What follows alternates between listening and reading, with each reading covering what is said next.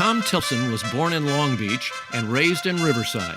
He learned to play soccer and fell in love with the game at an early age. Well, I've known Coach Tilson for many years, and it started back when I was a freshman at Pauley High School. Actually, I think I went to some soccer games to watch the Pauley Bears play as a young man growing up in Riverside and going to Alcott and Gage, and then knowing I was going to Pauley, and I was a soccer player all my life. And so there was the legend of Coach Tilson, who started the Pauley program and took it to incredible heights. I would go and watch the Pauley Bears play and look forward to playing for Coach Tilson someday. And so freshman year, I made the team and progressed up to varsity my junior year. Got to know Coach Tilson as my coach. Definitely was impacted by him as a player. There was never a crowd like a Pauley soccer crowd. So that was the first thing is this huge chaotic crowd, and he was just an island of calm in this storm of chaos. And he just gave me a quick handshake. Oh yeah, that's right. I vaguely remember you. Yes. And he was getting about the business of winning a title. So for me, that was impressive, the way that he was very cool and collected in that chaotic situation. They got the W, and then they won the title the next game.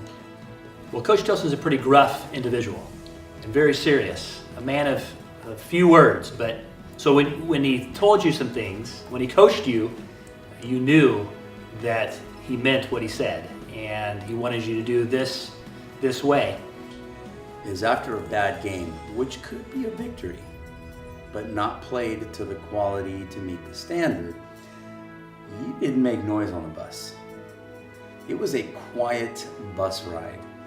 And it's funny to look back at how scared everybody was. Coaches, players, the bus driver was scared. It was just one of those things where you really didn't want to let Coach down anyways, just by loyalty to him. But if you happen to let him down, you might want to keep quiet. And we just laughed about that later so many times. And yeah, so it's such an honor to come back to Pauley and to coach alongside my mentor, my coach. And I'll never forget my first week coaching. I thought I didn't need a whistle, and I would, I got my Army voice, my outdoor voice. Well, by the end of the week, Coach Tilson came over and gave me an old, grizzled whistle. He said, "Rusty, I think you need this. You lost your voice. Time to use a whistle, a coach's whistle." And I've kept that whistle. I still have that whistle that he gave me. And so it was truly an honor to be on the same field with him. It was an honor to be coached by him. But just by watching the way that he treated people and the way he ran a program, the way he ran practice, the way he managed his coaches, the way he managed problems and parents, he just did everything with this professionalism that I've always tried to emulate. You can't talk about Coach Tilson without also recognizing Mrs. T. And she is definitely his better three quarters. She is an incredible individual in her own right, with teaching degree, credential, and portfolio behind her. But she had his back, and she would always come to the games, whether it was raining or whether it was sunny, and she would be out there supporting her husband and supporting the team.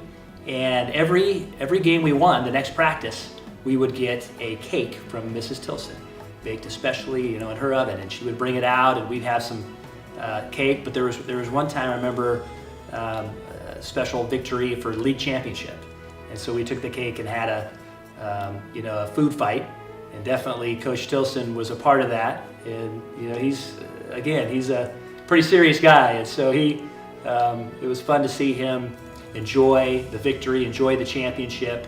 Citrus Belt League champions, 89 and 90, and that's a memory that's etched in my brain. And Tom is widely known as a true gentleman of the game, one who consistently played by the rules and was a leader by example. He never received a red card from an official in his entire career.